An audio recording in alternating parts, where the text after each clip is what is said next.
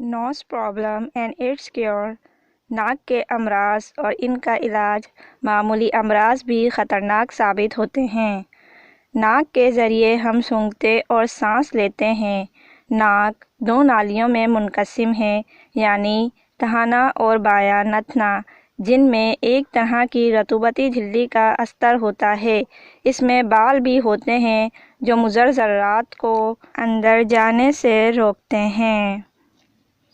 ناک دور جدید کی زبان میں ایئر کنڈیشننگ پلانٹ کی حیثیت رکھتی ہے، جس کا بنیادی کام یہ ہے کہ وہ پھیپھڑوں کو گرم، مرطوب، صاف ہوا فراہم کرتی رہے۔ پیدائش کے فوراً بعد بچہ پہلی چیخ مارتا ہے تو اس پلازما کی کارکردگی شروع ہو جاتی ہے۔ ناک جہاں ایئر کنڈیشننگ پلانٹ ہے، وہاں خوشبو بدبو میں حد امتیاز بھی قائم کرتی ہے، گویا ایک چیک پوسٹ بھی ہے۔ اس اہم حصے کی بیماریاں: نکسیر پھوٹنا۔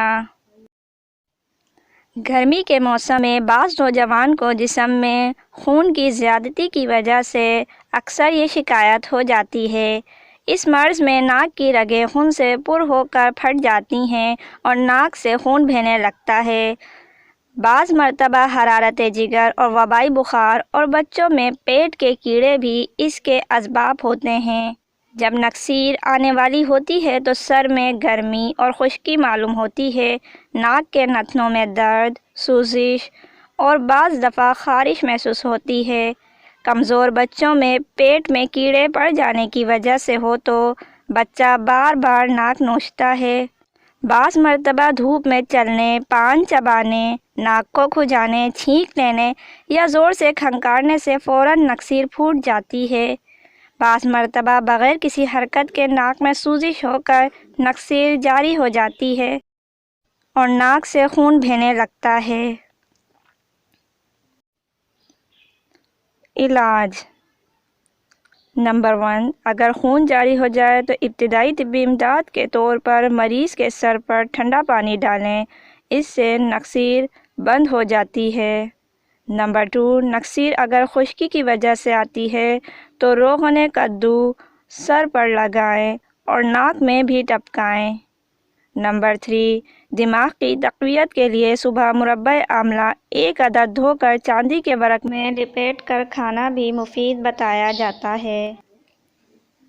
نمبر 4، دھوپ میں زیادہ چلنے پھرنے اور آنکھ کے پاس بیٹھنے اور لکھنے پڑھنے کے کام سے پرہیز کریں۔ ٹھنڈی ترکاریاں مثلاً کدو، ترئی، پالک، ٹنڈا وغیرہ تنہا یا گوشت کے ساتھ پکا کر دیں۔ سونگھنے کی طاقت جاتی رہنا۔ مریض اس مرض میں خوشبو اور بدبو میں تمیز نہیں کر سکتا۔ کبھی نزلہ زکام میں عرصے تک مبتلا رہنے سے غلیظ بلغم ناک کی انتہائی گہرائی یعنی قوت شامہ کو زائل کر دیتا ہے۔ اس مرض میں پہلے نزلہ اور زکام کا ہونا، سر کی گرانی اور بوجھ معلوم ہونا، بولنے میں گنگناہٹ کی آواز معلوم ہونا، کبھی ناک سے غلیظ رطوبت کا خارج ہونا، آنکھوں کے پپوٹوں پر پھڑپھڑاہٹ معلوم ہونا اور مریض کی کسی چیز کو سونگھ کر اس کی خوشبو اور بدبو معلوم نہ کر سکنا۔ علاج: ایک اینٹ سرخ پکی ہوئی کو گرم کر کے اس پہ سرکہ ڈال کے اس کے بخارات کو سونگھیں۔ ناک سے بدبو آنا اکثر نزلہ اور زکام کے علاج کی بے ترتیبی اس کے بگڑنے کا سبب بنتی ہے اور ناک بند ہو جاتی ہے۔ عورتیں اور بچے اور سرد مزاج والے اشخاص بنسبت گرم مزاجوں کے اس بیماری میں زیادہ مبتلا ہوتے ہیں۔ پرانے نزلے یا زکام کی وجہ سے غلیظ رطوبت ناک کے اندر اکٹھے ہو کر سڑ جاتی ہیں اور جو چیز سونگھی جاتی ہے اس کے ساتھ یہ بدبو مل کر اسے خراب کر دیتی ہے۔ بعض مرتبہ ناک پر چوٹ لگنے یا زخم ہو جانے اور بعض دفعہ چیچک اور خسرہ کی وجہ سے بھی یہ شکایت پیدا ہو جاتی ہے۔ یہ مرض پرانا ہو جائے تو بعض مرتبہ ناک میں کیڑے پڑ جاتے ہیں۔ علاج: ناک کو صاف رکھیں، دن میں کئی بار ناک میں پانی ڈال کر ناک کو دھویا کریں اور روغن کدو یا روغن گل کے چند قطرے ناک میں ٹپکا دیا کریں، یا آب برگ تلسی سبز میں نمک ملا کر چند قطرے ناک میں ٹپکانے سے بھی مریض ٹھیک ہو جاتا ہے۔ چھینکیں زیادہ آنا۔ اگرچہ کبھی کبھی چھینک آنا صحت کی علامت سمجھی جاتی ہے، مگر یہ شکایت کبھی الرجی کی علامت بھی ہوتی ہے۔ بعض دفعہ دھوپ میں چلنے یا گرد و غبار یا تیز تمباکو یا مرچ وغیرہ کی دھانس ناک میں چلی جانے سے بار بار چھینکیں آتی ہیں۔ بعض مرتبہ تیز قسم کی رطوبات کی وجہ سے اندرونی جھلی میں خراش پیدا ہو جاتی ہے، جس کی وجہ سے بے اختیار چھینکیں آنا شروع ہو جاتی ہیں۔